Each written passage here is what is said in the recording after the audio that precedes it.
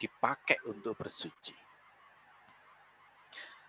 Apa dalil yang menunjukkan bahwa Allah telah memilih air sebagai hukum asal? Bahwa kita bersuci itu diperintahkan dengannya. Ya, jawabannya adalah di antara dalil yang menunjukkan adalah surah An-Nisa ayat 43. Allah berfirman, "Falam tajidu ma'an fatayammamu sa'idan thayyiba." Lalu kalian tidak menemukan air, maka bertayamumlah dengan tanah yang baik. Jadi di dalam ayat 43 surat An-Nisa ini, Allah itu mengajarkan supaya kita bertayamum dengan tanah yang baik jika tidak menemukan air. Falam tajidu ma'an. Kalau kalian tidak menemukan air, maka silahkan bertayamum dengan tanah yang baik. Ini menunjukkan berarti hukum asal bersuci itu dengan air. Ya, hukum asal bersuci dengan air. Kalau air nggak dapat, baru boleh dengan tanah. Ya, itu asalnya, itu alasannya mengapa hukum asal bersuci itu dengan air. Dalil yang lain yang menguatkan adalah hadis yang diriwayatkan oleh Al-Bukhari dari Abu Hurairah. Beliau berkata, "Qama a'rabi fabala fil masjid fatanawalahu an-nas faqala lahum an-nabiy sallallahu alaihi wasallam da'uhu wa hariqu ala bawlihi sajlan min ma'in aw zanuban min ma'in fa innama bu'istum muyassirin walam tub'atsu mu'assirin." Seorang Arab Badui berdiri dan kencing di masjid. Lalu orang-orang ingin mengusirnya. Nabi pun bersabda kepada mereka, biarkan dia dan siramlah bekas kencingnya dengan setimba air atau dengan seember air. Sesungguhnya kalian diutus untuk memberi kemudahan dan tidak diutus untuk membuat kesulitan. Jadi ini ada kisah unik ya. Di masa Nabi itu ada seorang Arab Badui yang kencing di masjid. Arab Badui itu, istilah Badui itu lawan dari orang Hadori, gitu ya. Badui itu orang yang hidupnya nomaden atau tidak harus nomaden, dia tinggal di perkampungan yang agak jauh dari peradaban. Kalau orang Hadori itu orang yang sudah berada di tinggal di perkotaan, tinggal di daerah yang lebih maju secara peradaban. Nah, Arab Badui itu biasanya punya karakter, orangnya itu belak-belakan, orangnya itu apa adanya, orangnya itu lebih tulus begitu ya, tetapi kurang adab biasanya, nggak ngerti sopan santun begitu ya, nggak ngerti kebiasaan seperti apa dalam bertata krama. Jadi Badui itu kalau di negeri kita itu kayak konotasinya itu seperti orang desa, tapi yang agak negatif ya, kasar begitu ya. Nah, ketika orang Arab Badui ini kenal Islam, lalu kemudian masuk Islam, lalu suatu saat si Badui ini ingin buang air kecil dan dia nggak tahu bagaimana adabnya buang air kecil di mana dan sebagainya, masjid dikencingi begitu ya. Ini kalau dari sisi hukum dia melakukan perbuatan haram. Kenapa? Masjid itu kan tempat terhormat. Jangankan kencing ya. Jangankan kencing. Antum membuang ludah ke masjid itu sudah dihitung dosa itu.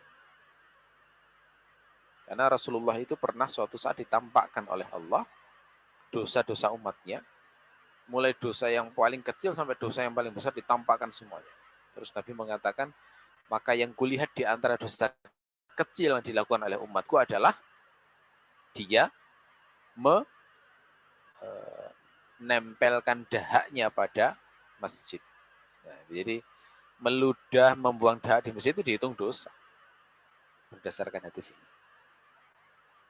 Nah, apalagi kencing, mengotori kehormatan masjid itu berdosa dia. Ya, nah, maka marahlah para sahabat melihat Badui yang tidak tahu aturan itu, sehingga mereka kemudian datang berkerumun hendak memukul Badui itu. Fatana walahun nas, gitu ya, hendak diusir, dipukul. Tapi ajaibnya di sini Rasulullah sebagai seorang nabi ngerti banget bagaimana cara mendidik orang. Rasulullah itu ngerti banget bagaimana cara mendidik orang. Jadi ketika tahu ada Badui semacam ini, terus mau dipukul siapa, dicegah malah. Karena memang Badui ini betul melakukan kesalahan, tapi bedakan kesalahan karena ketidaktahuan dengan orang yang salah sengaja melanggar, itu beda. Orang yang melakukan kesalahan karena nggak tahu harus disikapi dengan lembut.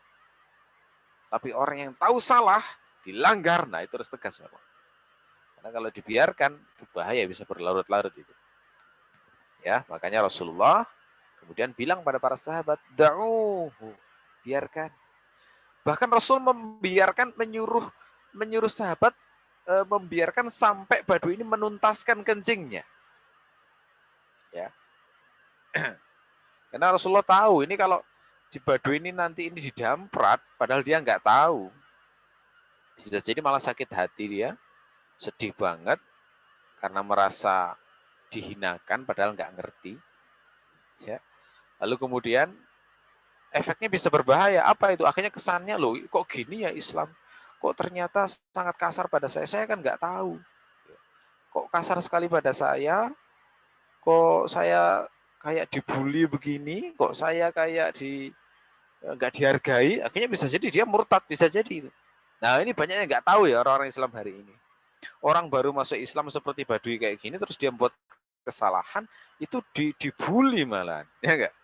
Ada berapa kasus itu? Kita melihat ada orang yang baru saja pakai hijab, ya, lalu kemudian dibully, akhirnya dilepas hijabnya, bahkan murtad. Kan ada orang yang semacam itu. Ya itu salah, tetap salah perbuatan semacam itu. Tapi yang bully juga kena dosanya dia. Nggak ngerti ya terus kayak gini. Harusnya itu kalau orang baru belajar sama harus sayang banget. Salah itu harus pelan-pelan ngajarinnya. Ya, membuat kesalahan pun itu juga bukan dimaklumi, tapi mengajarinya itu, cara mengingatkannya harus super lembut. Seperti Nabi dibiarkan, kenceng pun disuruh menuntaskan itu. Nah, dari hadis semacam inilah maka lahir kaidah terkenal di kalangan para ulama, irtikabu akhafid donораin, memilih doror yang paling ringan. Ya. Sama-sama salah sebenarnya, kencing di masjid juga salah. Tapi kalau sampai murtad itu tambah bahaya gitu loh ya. Maka pilihlah yang paling ringan mudorotnya. Kenapa? Karena kencing di masjid bisa dibersihkan. Tapi kalau murtad, neraka di akhirat selamanya, bahaya dia. Ya, nah, itu. Jadi disuruh bersihkan, disuruh biarkan Rasulullah. Kemudian Rasul hanya memerintahkan pelan. Wahariqu ala baulihi sajlan min ma'in au zanuban min ma'in. Tuangkan dalam kencingnya itu setimba air. Sederhana perintah Nabi, tuangkan setimba air. Terus Nabi mengingatkan sebagai seorang muslim itu gimana ada berdakwah itu, fa inna ma bu'istum muyassirin walam tub'atsu mu'assirin. Kalian itu diutus untuk memberi kemudahan, jangan mempersulit. Banyak enggak hari ini yang dakwah orang itu kasar? Itu merusak Islam, itu merusak citra Islam. Enggak ngerti hadis-hadis semacam ini. Hadis semacam itu hadis menunjukkan kita itu harus punya sifat rahmat, kasih sayang kepada orang yang tidak ngerti. Ya kasihan, gitu loh ya. Bukan malah membuli ya. Membuli itu malah jadi teman setan ya. Oke, jadi semacam itu. Nah, poin pentingnya apa dalam hadis ini yang terkait dengan topik kita? Yang poin pentingnya adalah dalam hadis ini ada informasi Rasulullah memerintahkan membersihkan kencing Arab Badui itu dengan menyiramkan setimba air. Itu menunjukkan berarti air adalah hukum asal untuk bersuci. Ya. Air ini memang nikmat Allah yang luar biasa ya. Air. Di antara sekian banyak nikmat Allah itu, yang di antara nikmat Allah yang sangat besar itu adalah nikmat air. Enggak semua orang itu bisa mendapatkan nikmat air itu. Semua orang tapi bisa merasakan nikmatnya air. Dengan air kita bisa bersuci, bisa minum, bisa memasak. Bayangkan ya, masak tanpa air kira-kira bagaimana ya. bisa mencuci. Bayangkan nggak ada air, gimana kira-kira mencucinya itu. Betapa baunya pakaian kita. Kita bisa buat teh, bisa buat kopi, bisa buat es krim, bisa mengairi sawah sehingga bisa tumbuh tanam-tanaman. Bisa menjadikan air itu sebagai sumber pembangkit listrik sehingga bisa ngecas HP, ya, bisa untuk menggerakkan pabrik-pabrik sehingga muncul berbagai macam produk-produk yang luar biasa. Nikmat air dari Allah itu ya. Jadi hikmah Allah itu berkehendak membuat air itu menjadi unsur terbanyak di alam semesta ini. Apa di bumi. Persentase air di bumi itu jauh lebih banyak daripada daratan. Sehingga untuk memanfaatkan itu sangat mudah. Sehingga kalau Allah menjadikan air sebagai alat bersuci itu gampang karena hukum asal jumlahnya itu sangat melimpah ruah di bumi ini. Hanya beberapa tempat saja yang diuji oleh Allah sehingga agak susah untuk mencari air. Makanya bersyukurlah ya kalau antum tinggal di tempat yang mudah airnya itu, masya Allah, nikmat yang luar biasa. Oke. Jadi kelebihan air itu adalah untuk memanfaatkannya itu nggak harus diolah, atau kalaupun mengolah itu sedikit, tidak terlalu banyak lah mengolahnya. Ya. Jadi itu ya, itu dalil yang menunjukkan mengapa air itu menjadi hukum asal untuk bersuci. Nah, air yang bisa digunakan untuk bersuci itu pada dasarnya bisa kita bagi menjadi dua macam saja. Apa itu? Yang pertama adalah air yang turun dari langit. Yang kedua adalah air yang menyumber dari bumi. Nah, intinya di situ aja ya. Ma nazala minas sama wa ma naba'a minal ardi. Yang turun dari langit dan yang menyumber dari bumi. Yang turun dari langit itu bisa dipecah menjadi tiga. Apa itu? Yang pertama air hujan. Boleh berwudu langsung pakai air hujan. Mandi besar dengan cara hujan. Kalau duhres nggak apa-apa, bisa. Yang kedua adalah air salju. Itu juga sah untuk bersuci. Nah, ini yang tinggal di daerah kutub, daerah Kanada, daerah Eropa-Eropa yang dingin ya, Rusia itu boleh langsung berwudu dengan air salju. Ya. Yang ketiga adalah air es. Apa bedanya es dengan salju ya? Tahulah kalau es itu kan hujannya kayak kerikil gitu ya. Kalau salju kan agak melayang. Jadi yang turun dari langit bisa dibagi menjadi tiga. Air hujan, kemudian air salju, dan air es. Yang menyumber dari bumi itu bisa dibagi menjadi 4. Apa itu? Yang pertama adalah air sumber. Ma'ul ain, air sumber. Jadi air sumber itu berarti asalnya sungai-sungai itu ya, air sumber. Yang biasanya tinggal di pegunungan biasanya akan mudah ketemu dengan air sumber. Yang pertama. Yang kedua air sumur. Nah, ini nggak peduli apakah air sumur biasa atau air sumur bor, itu masuk bagian dari ini, air sumur. Sah untuk bersuci. Yang ketiga adalah air sungai. Nah, yang tinggal di dekat sungai, sungai Berantas atau sungai Musi, sungai apapun lah ya. Nah, itu boleh langsung digunakan untuk bersuci. Yang terakhir adalah air laut. Ya, air laut itu bagian dari yang berasal dari bumi. Karena hakikatnya air laut itu kan menampung dari semua air-air tadi, dari air sumber, air sumur, air sungai, dan air laut. Ada yang unik ya di keterangan para ulama itu, termasuk air sumber adalah air yang menyumber dari jari-jari Rasulullah. Nah, tapi ini mukjizat ya, nggak semua orang bisa mengeluarkan itu. Jadi Rasulullah itu kan pernah mengeluarkan air dengan jari-jari beliau itu. Karena beliau waktu itu kekurangan, para sahabat kekurangan air, yang ada waktu itu hanya sebaskom air lah kira-kira begitu. Lalu kemudian Rasulullah meletakkan tangannya dalam air itu, terjadi keajaiban menyumber itu airnya dari jari-jari Rasulullah, sehingga bisa digunakan untuk minum dan berwudu puluhan orang. Nah, itu ya, itu bagian dari air sumber, termasuk ma'ul ain. Tapi yang nggak berulang karena itu mukjizat Nabi. Oke, jadi itu ya, air yang bisa digunakan untuk bersuci itu intinya ada dua, yang turun dari langit dan yang menyumber dari bumi. Yang turun dari langit itu bisa dibagi menjadi 3, air hujan, air salju, air es. Yang menyumber dari bumi bisa dibagi menjadi 4, air sumber, air sumur, air sungai, dan air laut. Berarti totalnya 7 ya. Kalau di total antara yang turun dari air dan yang menyumber dari bumi. Oke, sekarang kita membahas satu-satu. Apa dalil dari masing-masing itu? Mengapa ada 7 macam air yang bisa digunakan untuk bersuci? Oke, kita bahas dulu air hujan. Apa dalil yang menunjukkan bahwa air hujan itu adalah air yang sah dan bisa digunakan untuk bersuci? Jawabannya adalah surat Al-Anfal ayat 11. Jadi, dalil yang menunjukkan air hujan sah digunakan untuk bersuci adalah surat Al-Anfal ayat 11. Allah berfirman, "Wa yunazzilu 'alaikum minas sama'i ma'an liyutahhirakum bih." Allah menurunkan kepada kalian air dari langit untuk menyucikan kalian. Nah, di sini lafadznya sangat jelas. Wa yunazzilu 'alaikum minas sama'i ma'an liyutahhirakum. Allah menurunkan pada kalian air dari langit. Apa itu air dari langit? Nah, itu tadi air hujan. Termasuk juga air salju dan air es. Sebenarnya kan ya air hujan juga itu, cuma karena suhunya dingin akhirnya jadi salju dan es. Nah, liyutahhirakum bih, untuk menyucikan kalian, ya. Oke. Oke.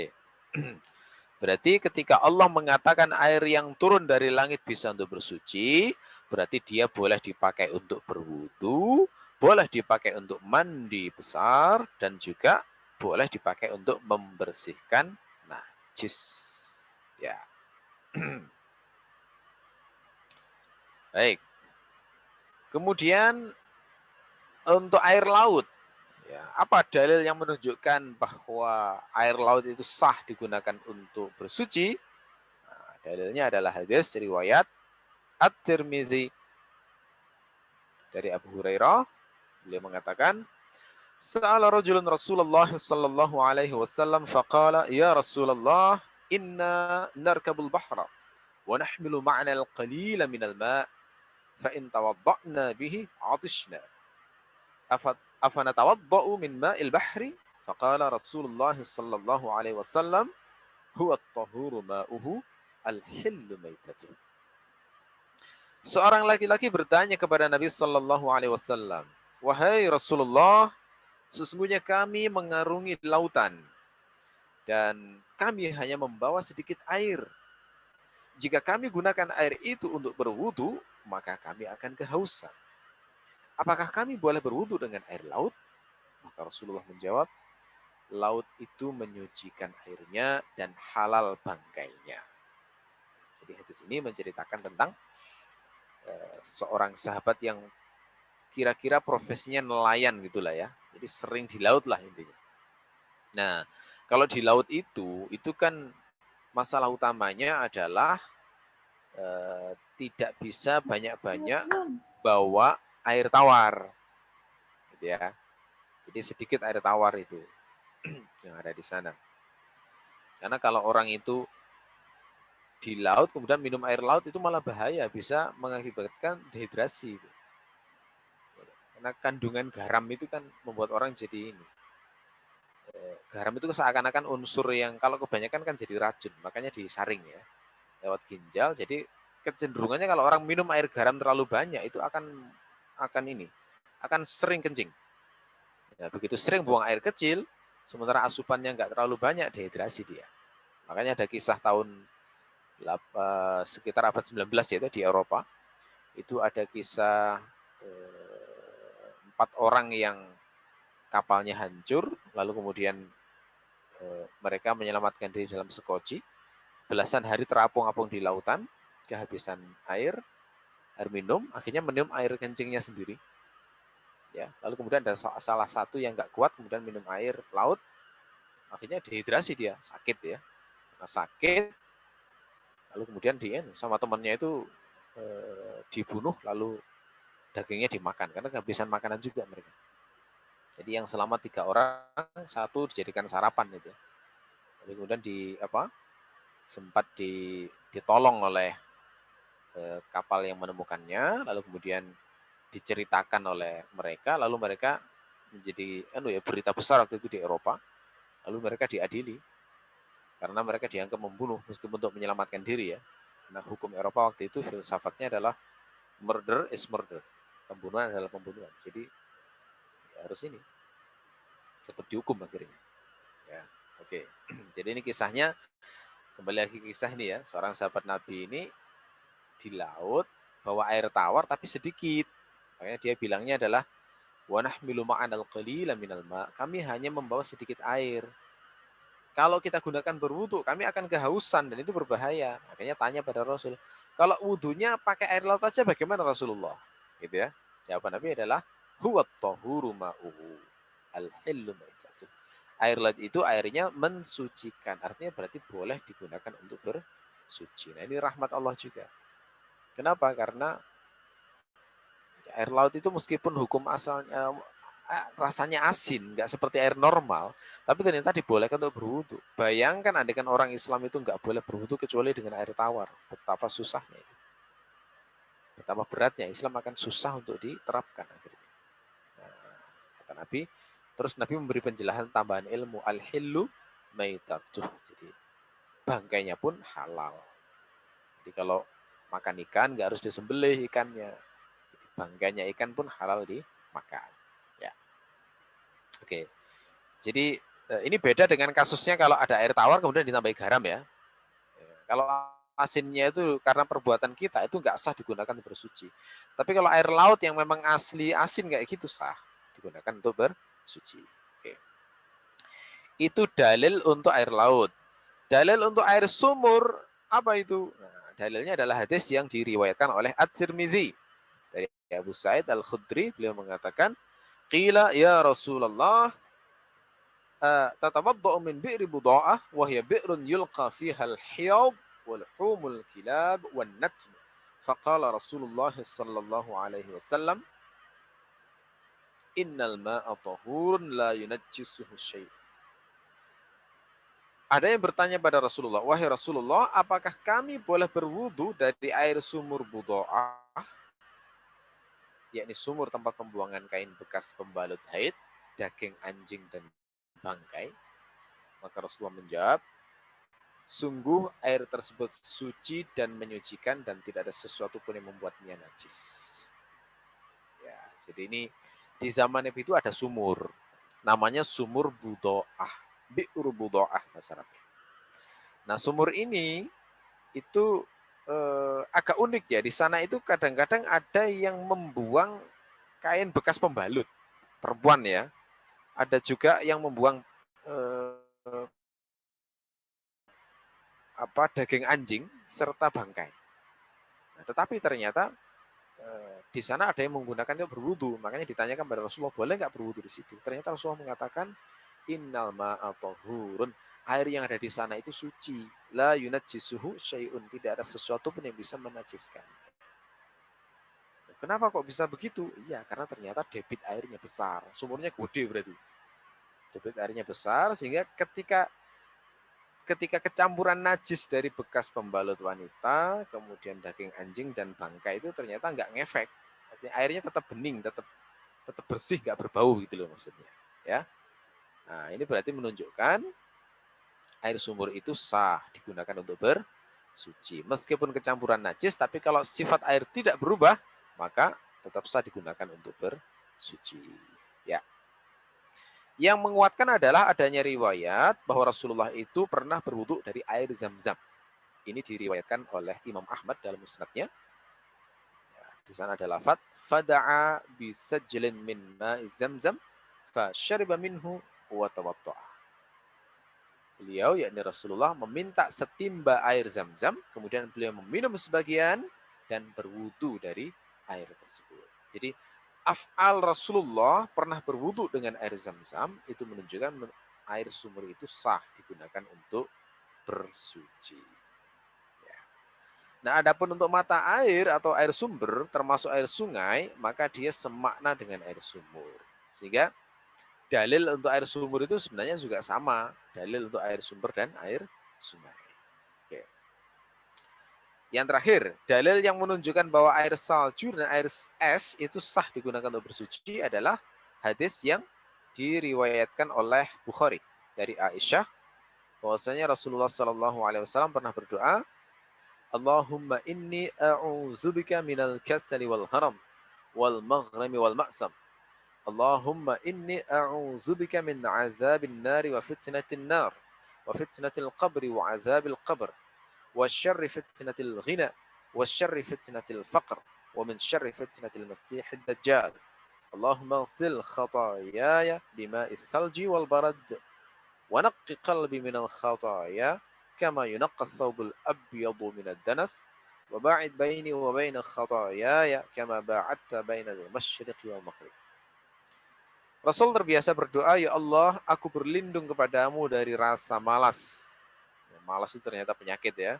Hingga Rasulullah sampai berlindung dari rasa malas. Jadi kalau pas malas mengerjakan apapun ya, yang mahasiswa harus mengerjakan tugas, malas mengerjakan skripsi ya.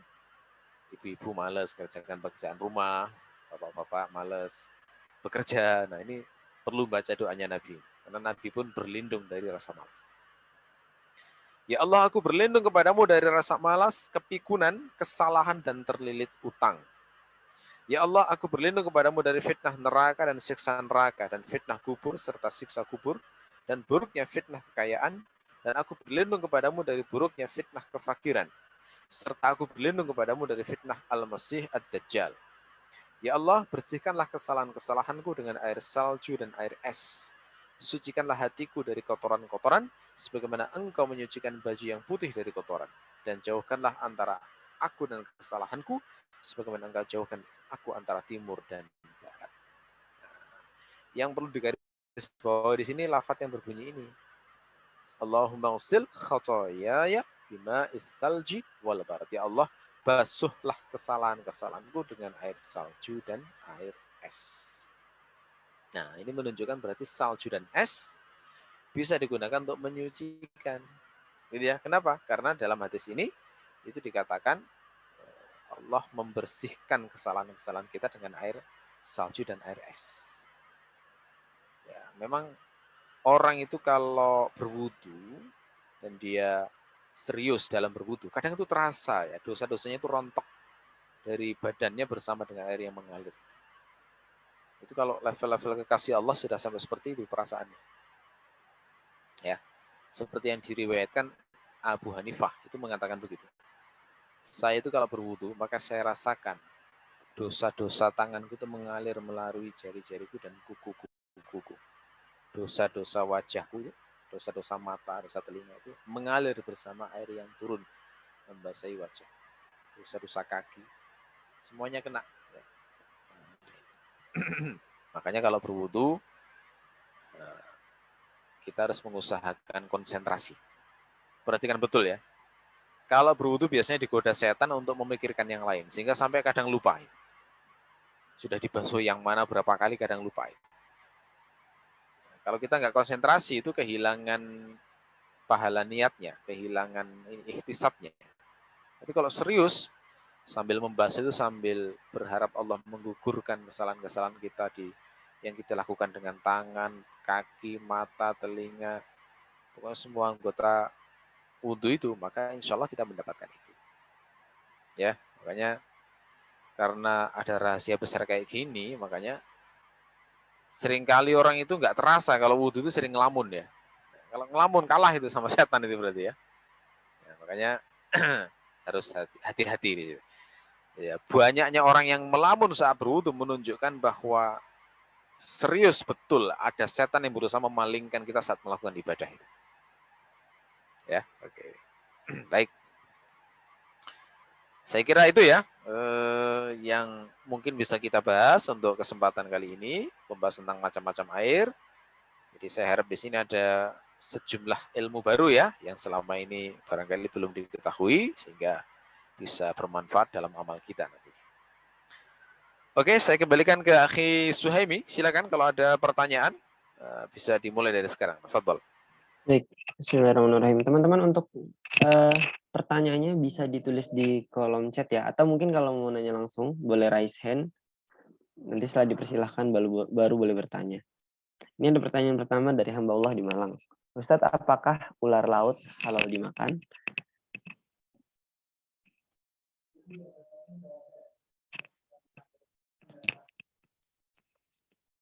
Cek. Monggo.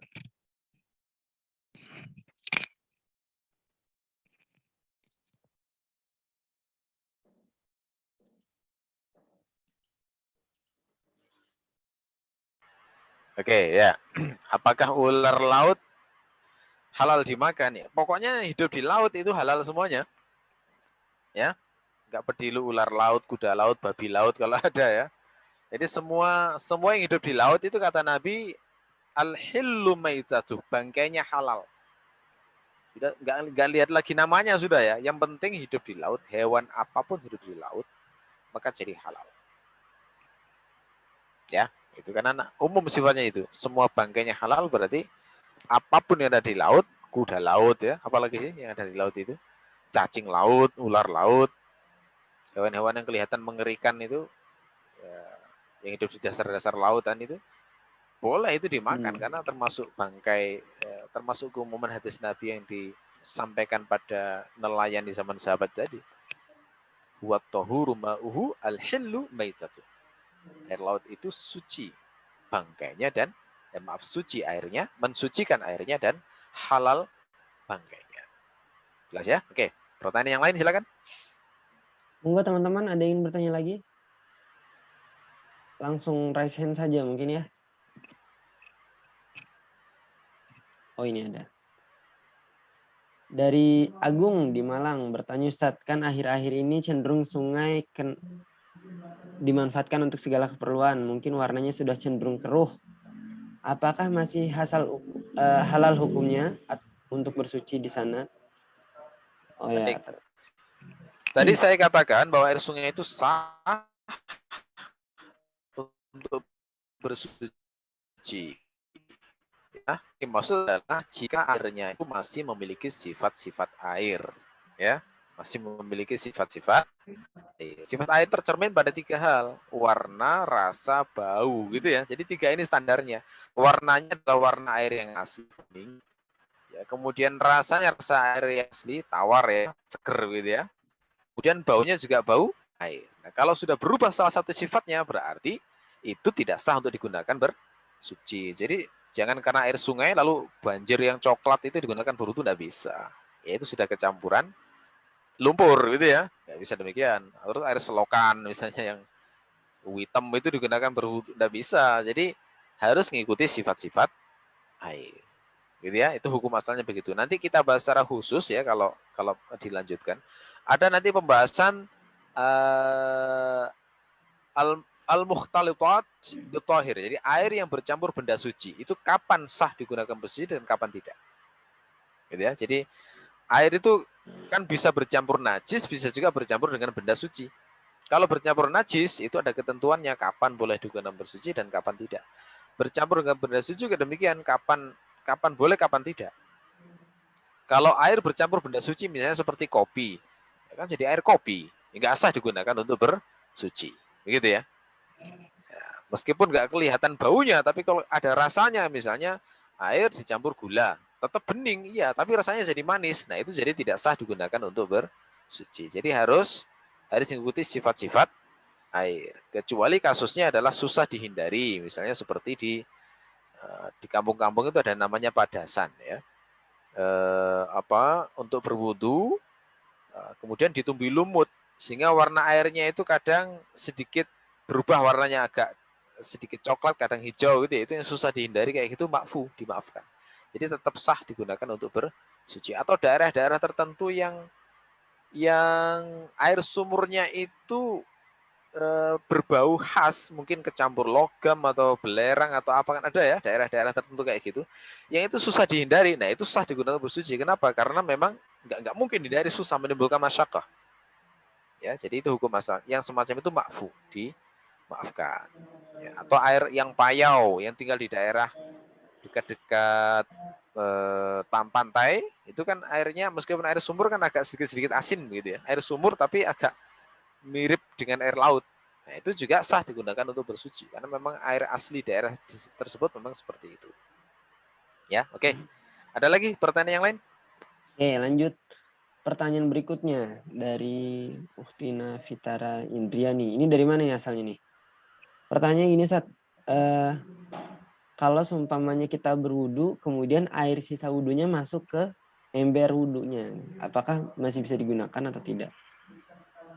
Ya, air yang berwudu, air yang digunakan berwudu, air sisa wudu, itu hukum asalnya kalau dalam mazhab Syafi'i termasuk hukum air mustakmal. Ya, air mustakmal itu apakah kalau balik ke ember yang kita gunakan untuk berwudu itu sah digunakan untuk bersuci apa tidak? Ya, itu kalau susah dihindari dimaafkan. Tapi kalau sengaja ditampung kemudian dibalikkan lagi jadi tidak sah. Ya, tidak di apalagi kalau misalnya debit airnya itu besar, ya, maka masuknya air ke situ itu tidak masalah. Karena lebih dari 2 kullah ya, istilahnya kalau dalam mazhab Syafi'i itu tidak masalah meskipun kecampuran air mustakmal, bahkan terkena najis pun asalkan tidak mengubah sifat air itu juga tidak masalah. Di zaman Nabi, orang itu rata-rata berwudu pakai baskom. Nah, itu kan susah menghindari dah. Air balik ke situ kan pasti ada tuh. Dimana berwudu pasti nyiprat sedikit pasti ada itu. Dan itu dimaafkan kalau memang susah dihindari. Ya. Nah, itu. Oke. Ada lagi yang lain? Bagaimana Ufiatara, masih ada yang ingin ada feedback mungkin?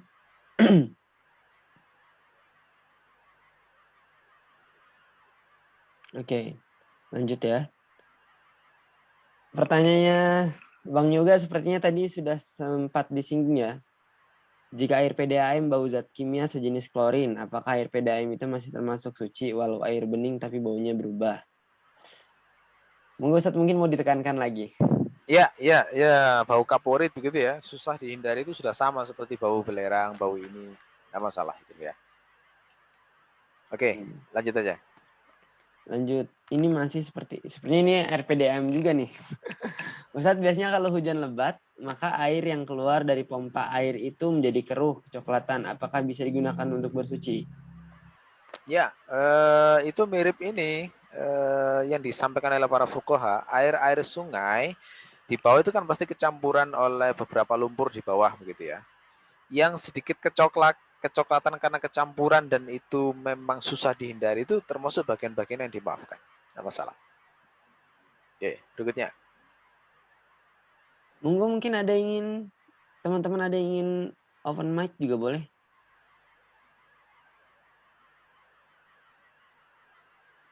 Oh, masih ada lagi. Dari Muhammad Nanang. Ustadz, saya pernah merasa aneh dengan air di rumah, seperti bau bangkai, tapi sangat samar. Baru beberapa hari kemudian curiga dan dengan endapan di bak, ada bulu-bulu halus. Wah, tikus itu ya. Biasanya bisa jadi kayak kalau semacam itu ya najis ya, harus dikuras dulu. Berarti semua sholat yang menggunakan air itu dikodok semuanya itu ya, dihitung berapa lama itu. Berapa kali yang sholat pakai air semacam itu, karena saya juga pernah mengalami kasus semacam ini. Ada tikus masuk ke sumur jadi bangkai, harus nguras memang akhirnya, harus nguras. Jadi semua sholat yang memakai air ini dihitung berapa hari ya. Kalau hari ya, kodok semuanya itu. Kalau 3 hari berarti 5 kali 3, 15 kali sholat mengkodok. Harus dikuras yang semacam ini karena apa itu namanya sudah jelas ya bangkai kayak ini ya. Kalau kecampuran bangkai warna air berubah ya berarti najis statusnya. Itu air mutanajis namanya. Jadi harus diganti ibadahnya. Gitu ya, Mas Nanang. Jadi jawabannya segera dikuras, kemudian sholat-sholat yang telah dilakukan juga dikodok. Sholat yang dilakukan dengan menggunakan air tadi maksudnya. Baik, ada lagi teman-teman? Mungkin satu lagi terakhir boleh, kalau masih ada yang tanya. Langsung open mic saja. Ada? Ya, sepertinya sudah ada ya. Ini sudah cukup ya. Baik. Oke, baik. Nah, monggo Ustaz ditutup dulu dari Ustaz.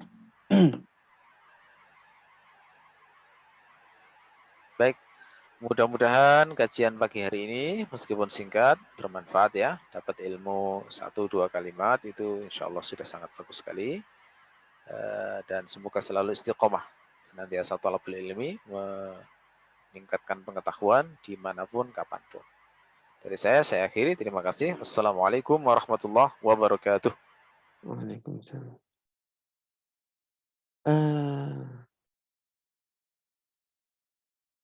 Oke, baik. Jazakallah khair kasihan kepada Ustaz Romar Rozikin atas materinya pada pagi hari ini. Mudah-mudahan menjadi sebuah pembelajaran baru untuk kita.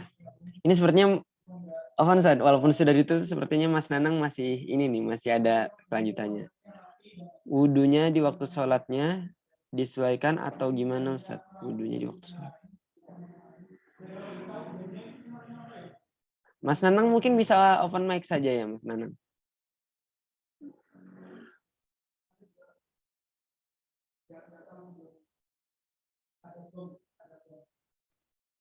Ada bisa? Sepertinya pertanyaannya lumayan membingungkan. Oh iya.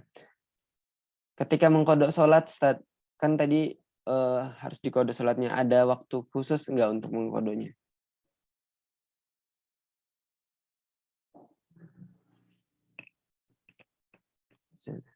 Cek. Assalamualaikum. Ustaz, masih mendengar kami?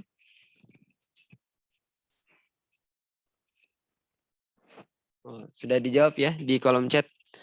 Jadi 1 jam mengkodok 5 sholat tidak apa-apa. Baik. Baik teman-teman, alhamdulillah materi pagi ini kita telah selesai. Insyaallah jazakallah khairan kepada teman-teman semua atas waktu dan kesempatannya. Jazakallah khairan kepada Ustaz Romar Rozikin juga yang telah meluangkan waktu dan memberikan ilmunya yang Masya Allah ya bermanfaat untuk kita. Mudah-mudahan ini bisa mengupgrade diri kita dan bisa saling sama-sama memperbaiki ibadah-ibadah kita. Baik, saya selaku moderator mohon maaf apabila ada kata-kata yang kurang berkenan. Sama-sama kita tutup agenda hari ini dengan mengucapkan alhamdulillah. Alhamdulillahirrahmanirrahim. Sama-sama beristighfar. Astagfirullahaladzim. Dan kita sempurnakan dengan doa kafaratul majelis. Subhanakallahumma bihamdika asyhadu an la ilaha illa anta astaghfiruka wa atubu ilaik. Assalamualaikum warahmatullahi wabarakatuh.